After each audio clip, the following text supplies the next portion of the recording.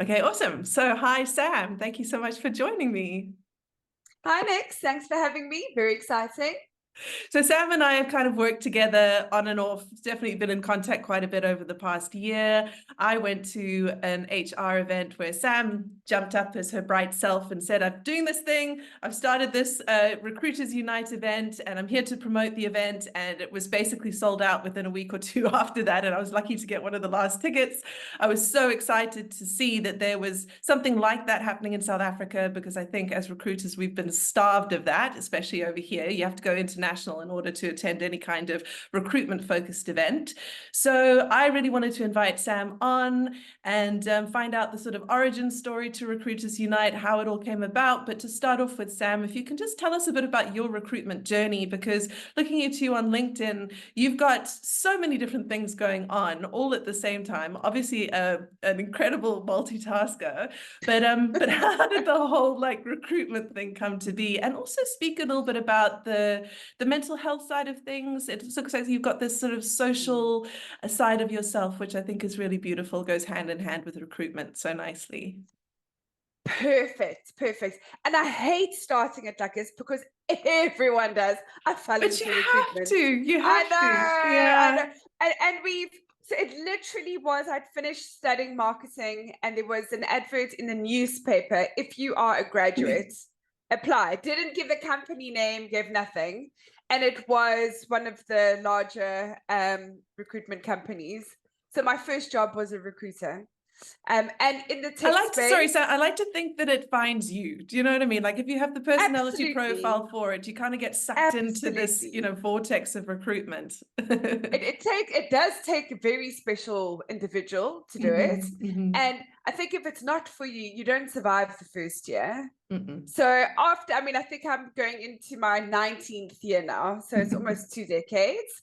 Um, and I maybe a bit of a single child syndrome where I battle a little bit with taking authority.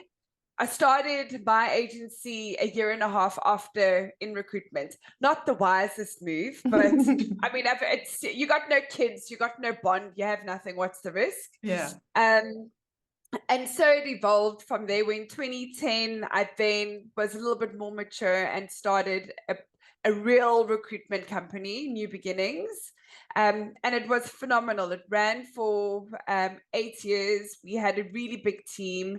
I was very young and I really didn't know how to manage. I hated it. It caused me stress. And this is where my mental health really deteriorated. And that's where it all came in. Hmm. Um, and how the universe works. Just before COVID, I think I was at breaking point of just I couldn't breathe anymore. Hmm. Um, and I decided to let go of the agency, or more of managing people and Hmm. doing what I love, because I love recruitment. I'm passionate about Hmm. helping people. I just can't manage. And maybe it's different. I was in my 20s. You Hmm. don't even know who you are in your 20s. Now you must manage people who are stronger than you, have got big personalities. I mean, that's so A lot more challenging. experience that can be quite Yes, intimidating. Yeah. yes, absolutely. So I've definitely made the right decision. Um, but I've always battled with anxiety. I get terrible seasonal depression. Mm. And thank God we age and we mature and we learn. I used to be on meds and it was the worst thing for me. And I've Mm. learned to come off meds, how recruitment affects anxiety and depression. It's huge. Hmm. Yeah, Um, there's definitely highs and and lows in this job that people don't always realize, too much like high. with sales, and even more so because it's Yes, not about money, yes. it's about people, and disappointment and all of those heavy, heavy things. And it must be No, relieving as well 100%. to have started in that situation, be under that kind of pressure, have all of those experiences, within yourself, and then for the world to be opening up and having this conversation around mental health now. Such a relief, isn't it, that it's not something, because for me, I mean, I studied psychology and it was this thing like psychologists were not even respected, 20 years Yes, ago. It it's was sort so of like taboo. hacks, so to speak Yeah. about anxiety and mental health was like, what's wrong with you? Are you broken? And Yeah, now it's much more sort of absolutely. formalized and welcomed. Yeah, no, 100%. And there's a fantastic initiative, it's called Mental Health in Recruitment. And I think that it's based in the UK, and they took the initiative from the fact that recruitment is extreme highs and extreme lows. And for any person who doesn't have anxiety or depression or any mental health issue, it's a lot. Now, couple that with problems, it's Okay, it's so all of heavy. you It's really recruiters heavy out to there who are manage. listening to this, I'm going to put links to that in the Yes, post they're so that amazing. people can, anyone who this resonates with can just go and click through and see what's going on there and where they can get some support.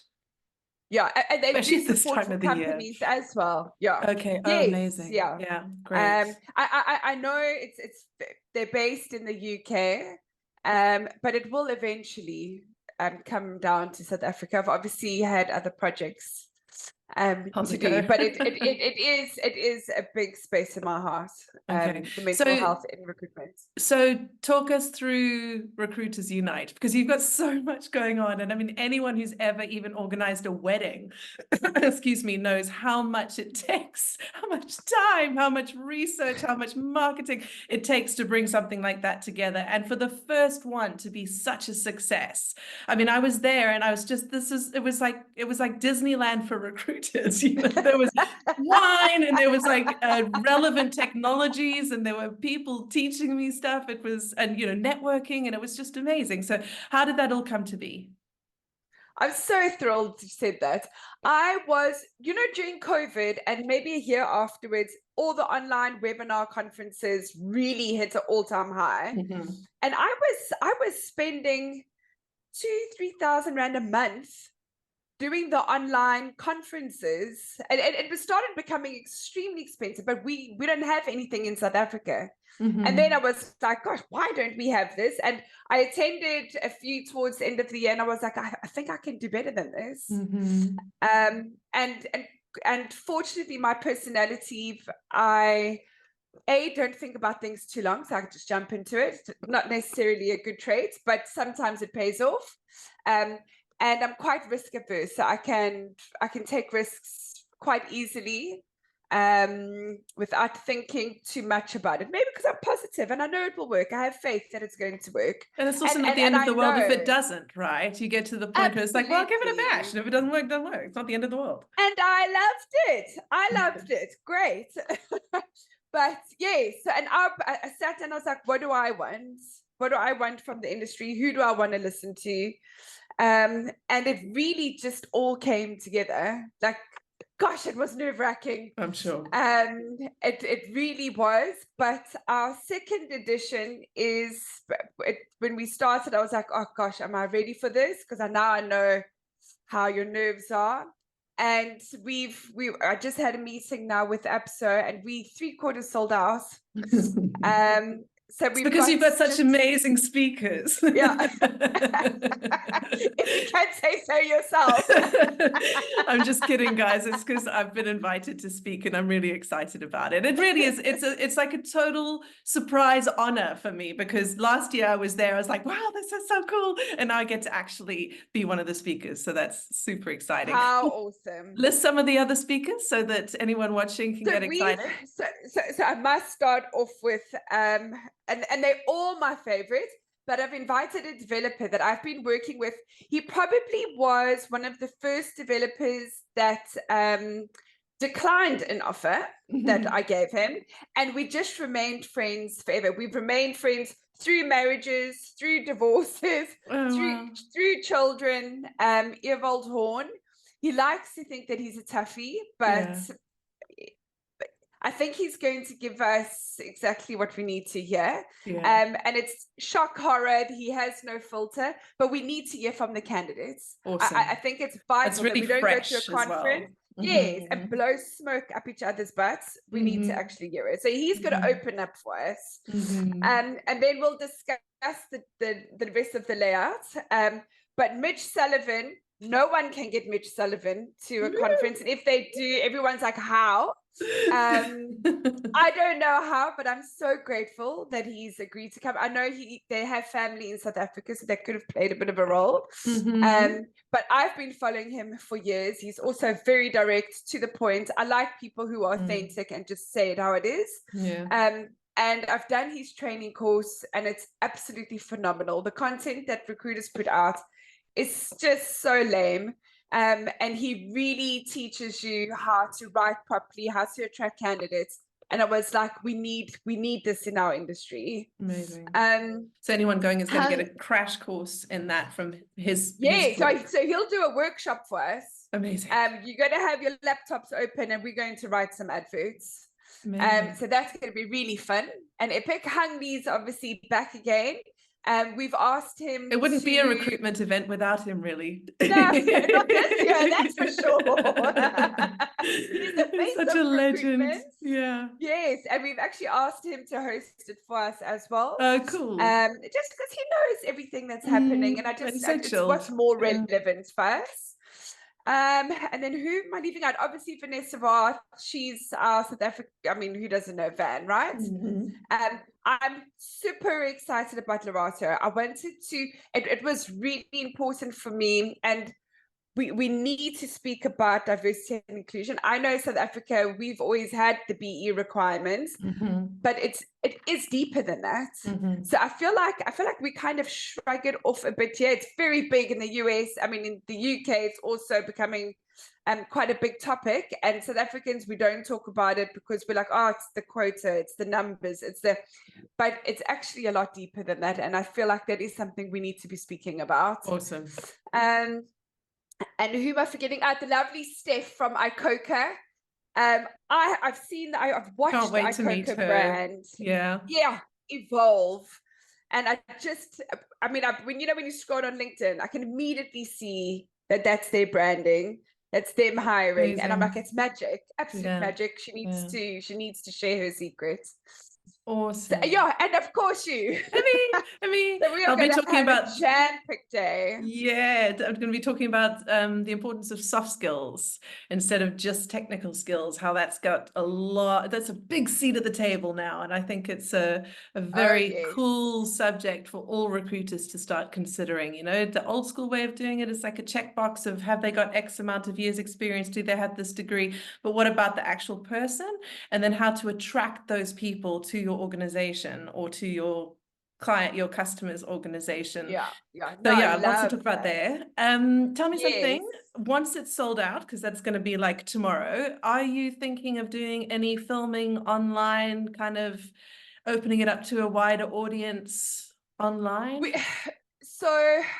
We are in debate about it. And I'll tell you why, and I might leave it open to our community, is that we have people flying from all over South Africa to come. And if I now open it as a live stream, I don't know how fair that is for those that have bought tickets, plane tickets, paid accommodation. I feel like that should have been possibly then a strategy from the start. It also feels more precious in person, doesn't it? It feels like it's got some kind of special magic to it, especially post-COVID. Like we're all talking about that, how, you know, there's something magical and amazing and powerful that happens when you get a collective of human beings in a room.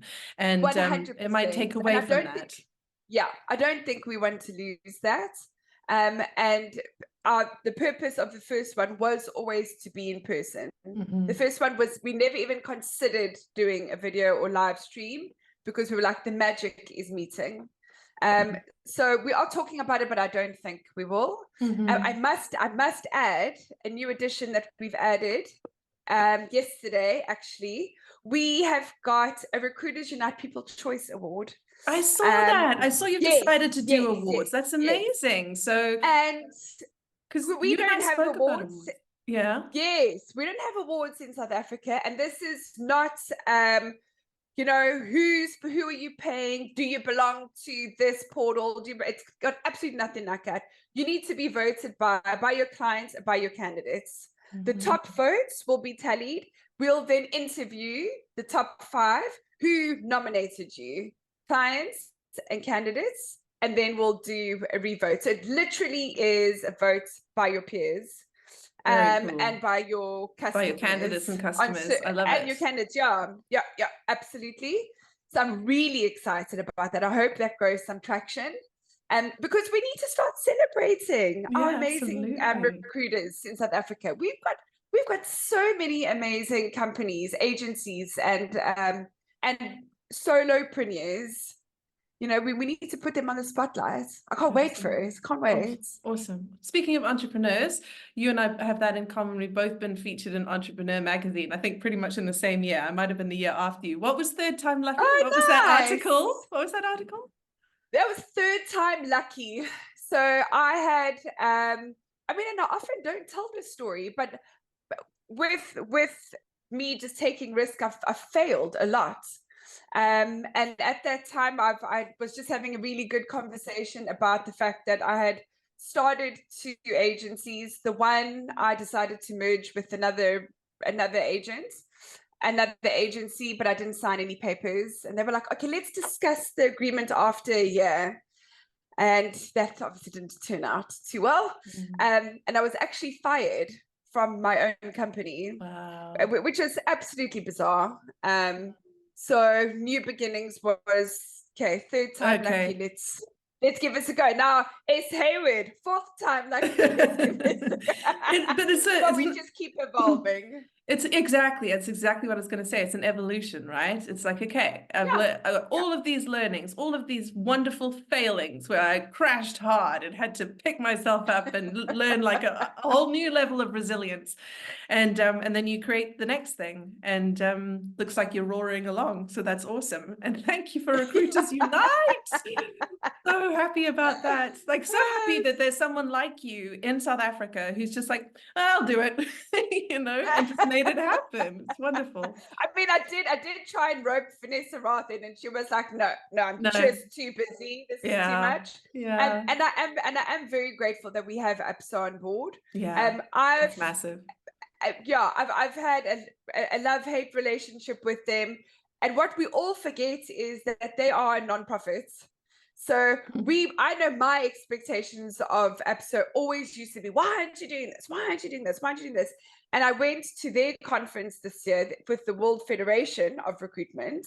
And they do so much for this industry. Wow. They really are a powerhouse. And like, I urge our South African community to give them a little more space. I'm registered as a APSA certified recruiter. I will do my consultancy registered under APSA, so I know I'm protected. Should anything happen with fees, they protect us. And they really do a lot of legal work that we as recruiters we really have no idea what's happening. And no. So are they going to be speaking at all? Is there going to be a desk or something that South African recruiters can go and just find out more about their rights and how to register and everything? They will now. Fantastic idea. Thank you. I shall put that in my... Yeah, I mean, it's the perfect forum, right? Absolutely. Forum. Absolutely. Yeah. We're definitely going to do that. Thank you for that. You're welcome. Yes, because everyone should belong to APSA.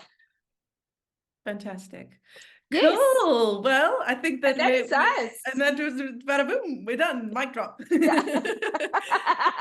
Well, you have a cocktail. Yeah, right. Well, soon. So you have an amazing downward slide. Hopefully, it's a nice breezy one to the holidays. But thanks for taking the time to speak with me. And I'm sure there are a lot of people who are going to watch this that are going to be very excited and join us for Recruiters Unite. Oh, I can't wait. I can't wait to see you in person. No, a few more days. I know. See you soon, awesome. Sam. Thanks so much. Bye. Bye.